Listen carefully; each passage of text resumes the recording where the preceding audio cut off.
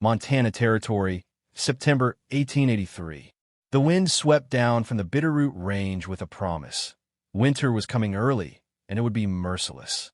While his neighbors rushed to chink their log walls and stockpile firewood, one man stood apart. Duncan MacLeod, a Highland stonemason who'd arrived just 2 seasons prior, was doing something that made absolutely no sense to anyone watching. He was building a foundation so massive, so unnecessarily deep, that grown men stopped their work just to shake their heads at the waste of it all. That Scotsman's lost his mind, they muttered. All that stone for what? But Duncan had seen something in the old country, something about heat, stone, and survival that these frontier builders had forgotten. Or perhaps had never known. What did this quiet stonemason understand about thermal mass that would soon divide his cabin's fate from every other structure in the valley? Before we continue this story, do me a favor. Hit that like button right now, subscribe to this channel, and drop a comment telling me where you're watching from. And here's why you should, because by the end of this video, you'll learn a 140-year-old heating technique that could cut your fuel costs in half. That's a promise. Now let's see how Duncan proved everyone wrong. Duncan MacLeod wasn't a man who spoke much. At 42, he'd left the Isle of Skye with nothing but his mason's tools and a mind full of old knowledge, the kind passed down through generations of Highland builders who'd learned to survive winters that could kill a man in his sleep. When he claimed his 160 acres along Lolo Creek, the local homesteaders welcomed him with cautious optimism. Another pair of hands was always useful. Another experienced builder, even better. But when Duncan began his cabin in early September, marking out a foundation trench that ran 4 feet deep and extended 18 inches beyond where his walls would stand, the optimism turned to confusion. "MacLeod, that's twice the depth you need," said William Hendricks, a carpenter who'd built 11 cabins in the territory. "You're wasting days of labor digging to bedrock." Duncan just nodded and kept digging. Then came the stone. Wagon load after wagon load of sandstone and limestone, hauled from a quarry 8 miles away. He sorted each piece with the precision of a jeweler, selecting for density, for thermal properties most men couldn't even name. "What in God's name are you building?" Hendricks asked, watching Duncan lay stones in a foundation wall that rose 3 feet above ground level, a full foot higher than any cabin foundation in the valley. "A fortress, a hearth," Duncan replied simply. But it wasn't just a hearth. What Duncan was creating was a thermal battery, a massive stone reservoir that would capture, store, and slowly release heat throughout the brutal Montana winter. He'd seen it work in the old black houses of Scotland, where families survived in structures that seemed primitive but were, in fact, masterworks of thermal engineering. The foundation alone would contain over 6,000 pounds of carefully selected stone. The crawl space beneath the cabin floor wasn't empty waste. It was a heat chamber designed to let warm air from the hearth circulate under the entire living space before rising through strategically placed floor vents. His neighbors saw excess. Duncan saw survival. "You're putting more stone in your foundation than most men put in their entire chimney," observed Henry Volkov, a Russian immigrant who'd built his own cabin the previous year. "This is madness for a single man's dwelling." Duncan looked up from his work, sweat streaking the stone dust on his face. "In the Highlands, we had a saying, 'The stone remembers the fire.' You'll understand come January." But they wouldn't understand. Not yet. First, they would laugh. By mid-October, Duncan's foundation was complete, and a structure rising above it made the stone base look even more absurd. The cabin itself was modest, just 20 by 24 feet, single room, standard log construction using lodgepole pine. Nothing remarkable. But that foundation seemed to belong to a different building entirely. Here's what Duncan had built, and why it defied every conventional wisdom of frontier construction. The foundation wall stood 3 feet above grade, built from 2 concentric rings of stone with a 6-inch gap between them. That gap wasn't empty. Duncan had filled it with smaller stones and clay, creating an insulated thermal mass that would absorb heat from inside while resisting cold penetration from outside. The total thickness of this foundation wall was 22 inches, nearly double the standard. The base sat on bedrock, 4 feet below ground, where the earth maintained a constant 50 degrees Fahrenheit year-round. This deep placement meant the foundation pulled slight warmth from the earth itself, a geothermal principle Duncan couldn't name, but absolutely understood. Inside, beneath the cabin floor, lay the real genius, a 2-foot crawlspace floored with flat stones, creating a thermal plenum. The main hearth was positioned in the center of the cabin, built directly onto the foundation's stone mass.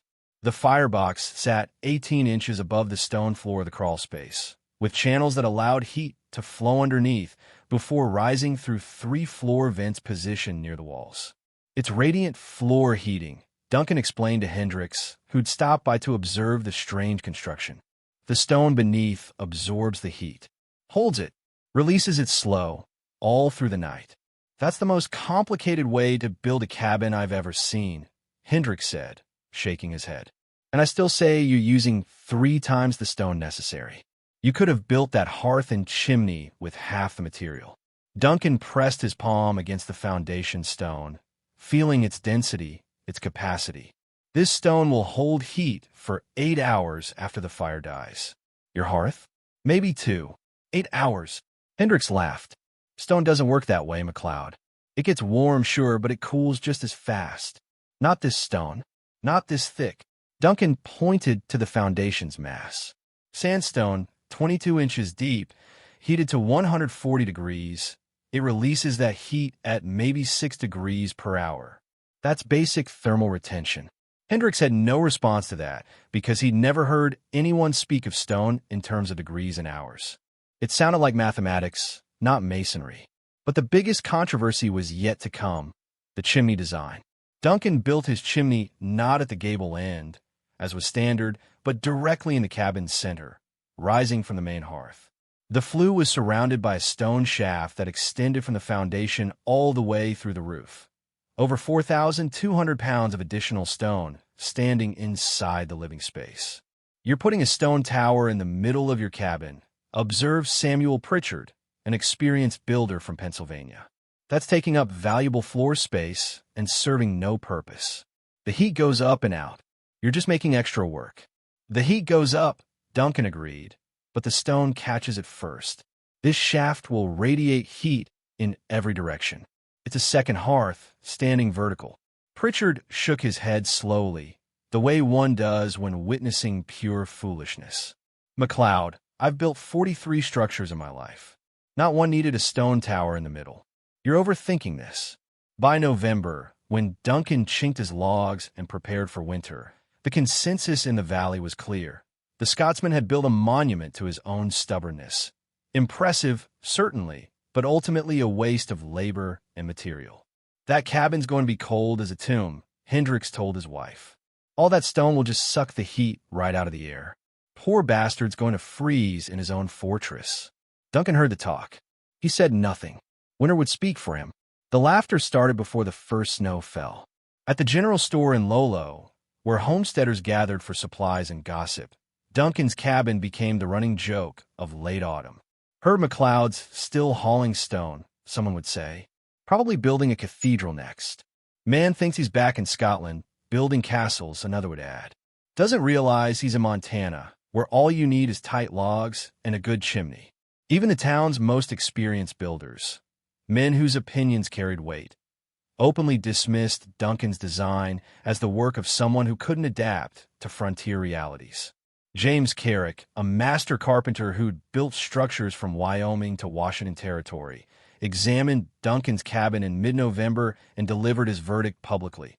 I've seen a lot of first-timers over-engineer their builds, but this takes the prize. That foundation alone required 6 weeks of labor. 6 weeks. A man could have built his entire cabin in that time. What's the benefit? Someone asked. There is none, Carrick stated flatly. Stone is stone. It doesn't care if it's 1 foot thick or 2. Heat is heat. It goes where it goes. MacLeod's built a complicated solution to a simple problem, and he's going to pay for it when winter comes and he realizes he's heating a stone cellar instead of a living space. The criticism went beyond mere construction philosophy. Some saw Duncan's elaborate foundation as a sign of arrogance. a European immigrant thinking he knew better than men who'd survived multiple Montana winters. "We've been building cabins here for 20 years, said Vernon Hayes, one of the valley's earliest settlers. "We know what works. Tight logs, good chinking, a solid hearth at the gable end, and enough firewood to last till spring. That's the formula. MacLeod's trying to reinvent the wheel, and he's making it square." If you're enjoying this story of frontier innovation, smash that like button, hit subscribe, and tell me in the comments. Have you ever tried an old technique that everyone said wouldn't work? I read every comment. By December, when the first serious cold arrived, the mockery had evolved into genuine concern mixed with schadenfreude. Men began placing informal bets on how long Duncan would last before admitting his mistake. "I give him until mid-January," Hendricks predicted. "He'll be tearing out floorboards to burn by February." "Assuming he doesn't freeze first," Pritchard added darkly. "All that stone is going to create a cold sink. Basic physics. Cold stone pulls heat from air. He's built a heat trap that works in reverse." Even Duncan's few defenders couldn't explain his logic. Henry Volkov, who'd shown some interest in the thermal mass concept, finally admitted confusion. "I understand wanting good insulation, but this isn't insulation. It's mass. Mass without insulation is just cold weight." I think Duncan may have confused two different principles. The Russian's words echoed through the community, cold weight. It became the phrase everyone used. MacLeod's cold weight foundation. That cold weight hearth he's so proud of. Only one person publicly defended Duncan's design. Martha Pritchard, Samuel's wife, who'd grown up in a Pennsylvania German family that used masonry stoves. "My grandfather built something similar," she mentioned quietly. "It worked, kept the house warm with half the wood." Her husband dismissed this immediately. "That was a stove, Martha. A proper 5-plate stove with ironwork. Not a pile of rocks under the floor." As December deepened and temperatures dropped, Duncan remained stoic. He kept his fire burning, tested his floor vents, monitored the heat distribution through his cabin. He spoke little and worked constantly, cutting wood, preparing for the real test. Because Montana winter wasn't a matter of cold nights and warm days. It was a sustained assault, weeks of subzero temperatures that tested every joint, every gap, every decision a builder had made. In that winter, the winter of 1883 to 1884, would be remembered as one of the coldest in territorial history. The test was coming, and everyone was watching. The Arctic front swept down from Canada on December 18th, 1883, and it came with a violence that caught even experienced homesteaders off guard. Within 48 hours, the temperature plummeted from a manageable 25 degrees Fahrenheit to 18 degrees below zero. Then it kept falling. By December 21st, the winter solstice, the longest night, the thermometer at the general store read minus 31 degrees Fahrenheit at dawn. And the cold didn't break. It settled in like an occupying army, relentless and deadly. This was the kind of cold that killed livestock in their barns, that froze water buckets solid within an hour of bringing them inside, that turned morning breath into ice crystals that tinkled when they fell. Men who ventured outside for more than 10 minutes risked frostbite. A poorly chinked cabin could drop to freezing inside, even with a fire roaring. The valley homesteaders responded the only way they knew how. They burned wood. Constantly. Desperately. Hendricks later recorded in his diary, December 22nd. "Used 1.5 cords this week alone. The hearth must be fed every 2 hours, day and night, or the cabin temperature drops to dangerous levels. Sarah and I take shifts. The children sleep closest to the fire." Other families reported similar consumption. The Volkov household burned through nearly 2 cords in 9 days. Samuel Pritchard's family used even more, their larger cabin requiring constant feeding of 2 fireplaces. And still, the cold penetrated. Frost formed on the inside of log walls, despite chinking. The corners of cabins, farthest from hearths, remained dangerously cold, forcing families to abandon half their living space and crowd near the fire. Then there were the night hours, when fires inevitably died down and temperatures inside the cabins plummeted. Most homesteaders woke every 2 to 3 hours to add wood, losing sleep, burning through reserves, fighting a war of attrition against winter itself. "We're going through our wood pile twice as fast as planned," Carrick admitted to a neighbor. "If this cold holds into February, we'll be burning furniture." But in Duncan MacLeod's cabin, something different was happening. Hendricks noticed it first, walking past Duncan's place on December 23rd during a brief midday venture to check on a neighbor. He saw smoke rising from Duncan's chimney, but not the thick, constant plume that poured from every other cabin in the valley. Just a modest, steady stream. "MacLeod," he called, concerned. "You keeping your fire up? This isn't weather to let your hearth die." Duncan appeared at the door, wearing just a wool shirt, no coat, no hat. "Fire's fine, William. Coming out of the cold." Hendricks stepped inside and froze, not from cold, but from shock. The cabin was warm.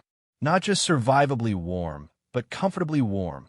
The kind of warmth that let a man move freely, that banished the perpetual chill most cabins couldn't escape even at the height of summer. "What's your hearth temperature?" Hendricks asked, moving toward the fire. "Haven't fed it in 3 hours," Duncan replied casually. "Was waiting to see how long the heat would hold." 3 hours? Hendricks stared. That's not possible. The fire should be nearly out. But it wasn't. The firebox still contained a modest flame, burning low and steady. And the cabin, impossibly, was warmer than Hendricks' own cabin had been with a roaring fire just an hour ago. Hendricks knelt and placed his palm on the stone floor near the central hearth. Heat radiated up through the rock, steady and strong. He moved to the foundation wall, touched the stone there. Warm. Not just warm, hot enough that he had to pull his hand back after a few seconds. "The stone," he whispered. It's actually working." "Told you," Duncan said quietly. "The stone remembers the fire."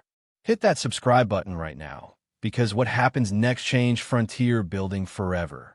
Drop a comment with your location, and let's continue.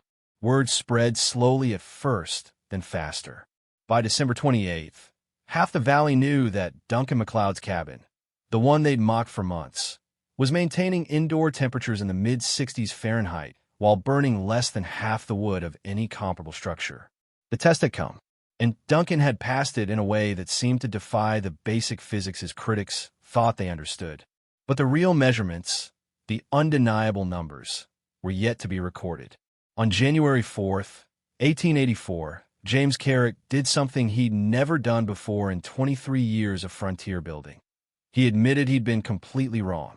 He stood in Duncan MacLeod's cabin with a mercury thermometer in one hand and a notebook in the other, recording measurements that shouldn't have been possible. "Indoor temperature, 68 degrees Fahrenheit," he read aloud, his breath visible in the frigid outside air that rushed in when he'd opened the door, but vanishing instantly in the cabin's warmth. "Outdoor temperature, negative 22 degrees. Differential of 90 degrees. He looked at Duncan. "How much wood did you burn in the last 12 hours? "Quarter cord," Duncan replied. Carrick's pencil stopped moving. "Say that again." "Quarter cord. Since yesterday evening." "That's—" Carrick did the math in his head. "That's 1/5 what I burned in the same period. And my cabin's barely holding 58 degrees. But the real revelation came when Duncan let his fire die completely. At 2 p.m., with the outdoor temperature at minus 19 degrees Fahrenheit, Duncan added no new wood to his firebox. The flames dwindled, reduced to coals, then to nothing but ash and faint heat shimmer. Carrick stayed to observe, expecting the rapid temperature drop he'd seen in every other cabin. In a standard log structure, once the fire died, indoor temperatures could plummet 10 to 15 degrees within the first hour.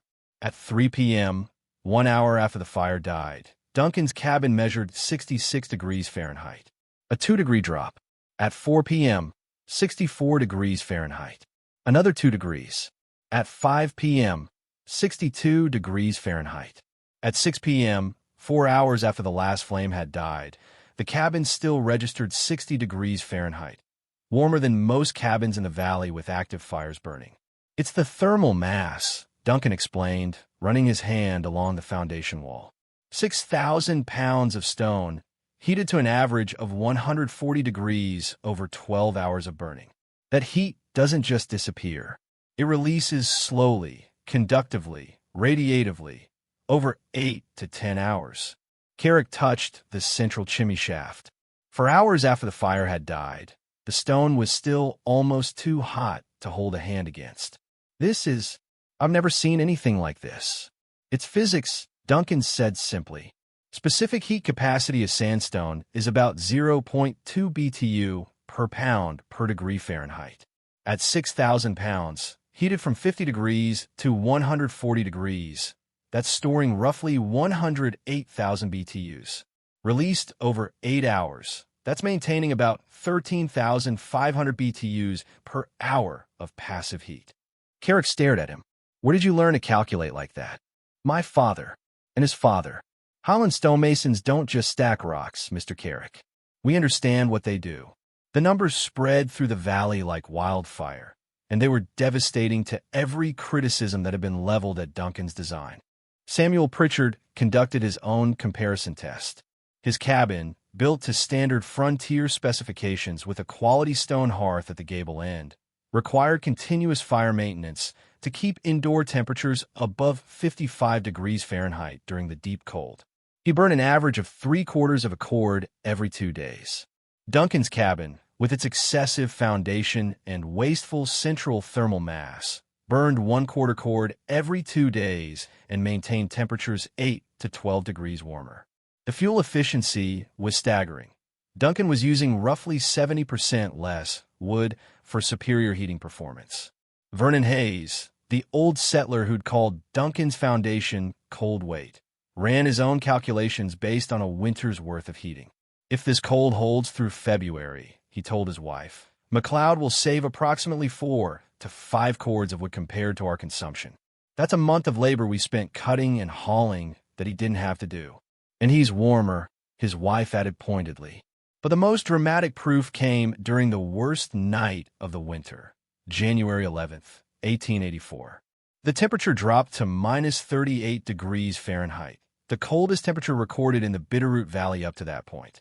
Wind howled down from the mountains at sustained speeds of 20 to 30 miles per hour, creating wind chills that exceeded minus 60 degrees Fahrenheit. It was the kind of night that killed poorly prepared homesteaders. 3 families abandoned their cabins entirely that night, crowding into the general store where the storekeeper kept a massive iron stove burning constantly. Our cabin dropped to 40 degrees, even with the fire roaring, Hendricks later reported. We couldn't keep up. The wind just sucked the heat right out through every gap, every crack. We had to leave. Duncan MacLeod slept through the night in his cabin, with no fire burning after 10 p.m. When Carrick checked on him the next morning, fearing the worst, he found Duncan eating breakfast in a cabin that measured 58 degrees Fahrenheit. Cold by normal standards, but survivable, livable, and achieved without burning a single piece of wood during the night's worst hours. The stone gave back what it stored, Duncan explained, pouring coffee. Held the baseline temperature above dangerous levels. I could have started a small fire at midnight if I'd wanted luxury, but I wanted to see what the foundation alone could do. Carrick sat down heavily, accepting the coffee. MacLeod, I owe you an apology. We all do. This isn't just clever, it's potentially life-saving. It's old knowledge, Duncan replied. Been keeping people alive for centuries. Just had to remember it. By mid-January, the measurements were irrefutable. Temperature maintenance. Duncan's cabin averaged 64 to 68 degrees Fahrenheit during occupied hours, 58 to 62 degrees Fahrenheit during the night with no fire. Comparable cabins averaged 55 to 60 degrees Fahrenheit with constant fire maintenance. Fuel consumption. Duncan used 1.5 to 2 cords of wood per month during deep winter. Standard cabins used 4 to 6 cords for inferior heating. Heat retention. Duncan's thermal mass maintained livable temperatures for 8 to 10 hours after fire death. Standard hearths lost critical heat within 2 to 3 hours. Radiant coverage. The central thermal mass heated 85 to 90% of the cabin's floor space effectively. Gable end hearths heated approximately 60 to 65% effectively, leaving cold zones in corners and far walls. The foolish foundation, the excessive stone, the wasteful labor, all of it had been vindicated by the brutal arithmetic of survival. Duncan MacLeod had proven that dismissing traditional knowledge as primitive often revealed not their ignorance, but ours. The transformation in the valley's attitude toward Duncan MacLeod happened with remarkable speed. By late January 1884, men who'd openly mocked his foundation were showing up at his door with notebooks and questions. Would this work with granite instead of sandstone? Henry Volkov asked, sketching furiously. Can the foundation be built in stages? Or does it need to be complete before the cabin goes up? Samuel Pritchard wanted to know, what's the minimum depth to achieve thermal coupling with the earth? Carrick inquired, his earlier dismissiveness replaced entirely by engineering curiosity. Duncan answered every question with patience and precision. He walked them through the principles: thermal mass, specific heat capacity, radiant heat distribution, convective flow patterns. He explained why stone selection mattered. Denser stones like sandstone and limestone stored heat better than porous granite. He showed them his floor vent placement, his chimney shaft design, his crawlspace dimensions. It's not magic, he told them. It's just understanding what materials do and designing around their properties. The first convert was Carrick himself. In February 1884, he began planning a new cabin for his eldest son, who was about to marry. The foundation design was pure MacLeod, 4 feet deep to bedrock, double-wall construction with insulated core, central thermal mass, radiant floor plenum. I'm calling it the MacLeod Foundation, Carrick announced, and I'm crediting you every time someone asks. By March, as winter finally began to break, Volkov had drawn up plans to retrofit his existing cabin with an enhanced foundation and central thermal shaft. It means tearing out half my floor and rebuilding my hearth, he admitted. But after this winter, I'd be a fool not to. The technique spread faster than anyone anticipated. By autumn of 1884, 4 new cabins in the Bitterroot Valley incorporated Duncan's thermal mass principles. By spring of 1885, that number had grown to 11. Experienced builders from as far as Missoula were making the journey to Lolo Creek to see Duncan's cabin and take measurements. In September 1885, the Montana Territorial Builders Association, an informal group of master carpenters and masons, held their annual meeting in Missoula. Duncan MacLeod was invited to present. He stood before 50 of the region's most experienced builders and walked them through his design, his calculations, his winter performance data. He spoke for 90 minutes, answering technical questions about stone selection, mortar composition, vent sizing, and heat distribution. When he finished, the room sat silent for a long moment. Then Vernon Hayes, the same man who'd predicted Duncan would freeze in his fortress, stood up. I've been building in Montana for 22 years, he said quietly. I thought I knew everything worth knowing about frontier construction. MacLeod just showed me I've been heating my cabin the hard way for 2 decades. He extended his hand. Thank you for your patience with our ignorance. The room erupted in applause.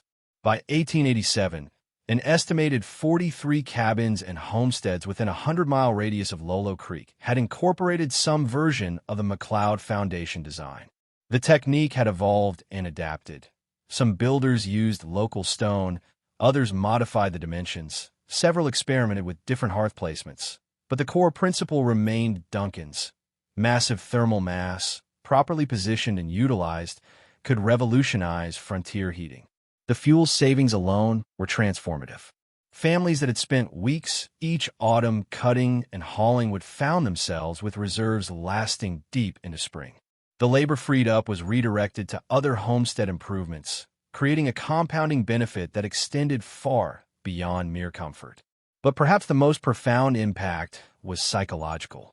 The constant anxiety of winter, the fear that one cold snap, one shortage of firewood, one structural failure could mean death, diminished significantly in MacLeod-style cabins.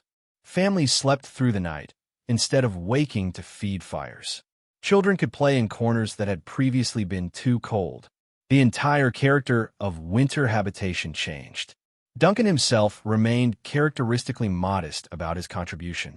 When the territorial newspaper ran a feature story in 1888 titled "The Scotsman Who Revolutionized Frontier Heating," he demurred.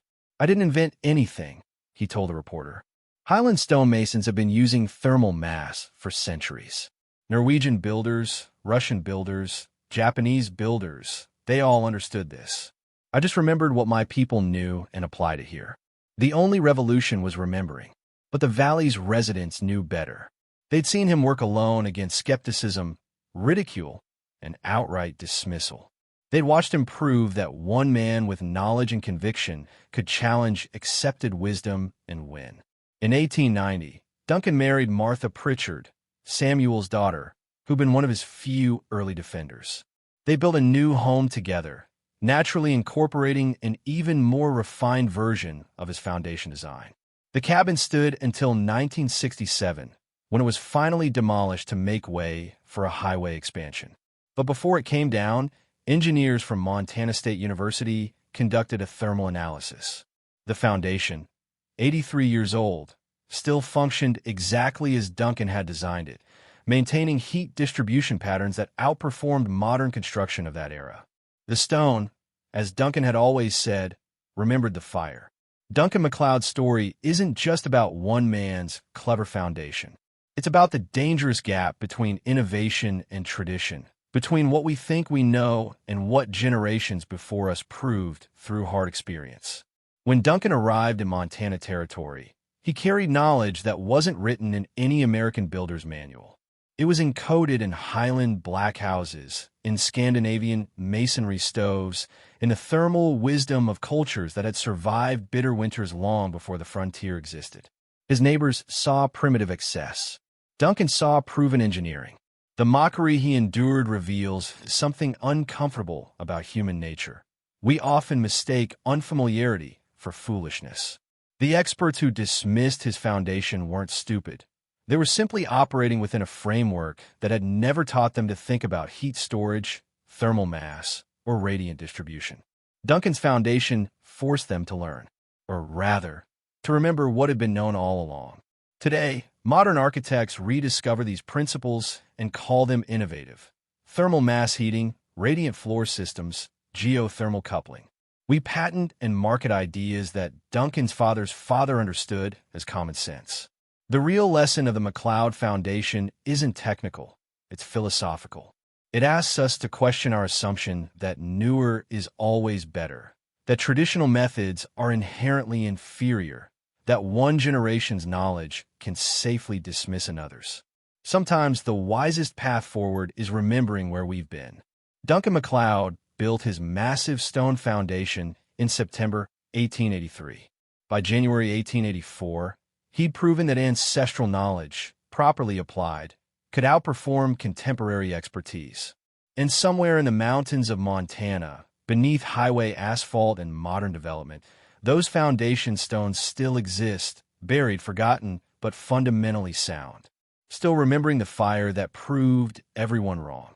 Before you go, hit that like button, subscribe to this channel for more forgotten frontier wisdom, and tell me in the comments, what old technique do you think we should bring back? I read every single comment, and your suggestions shape future videos. The stone remembers. Make sure you do too.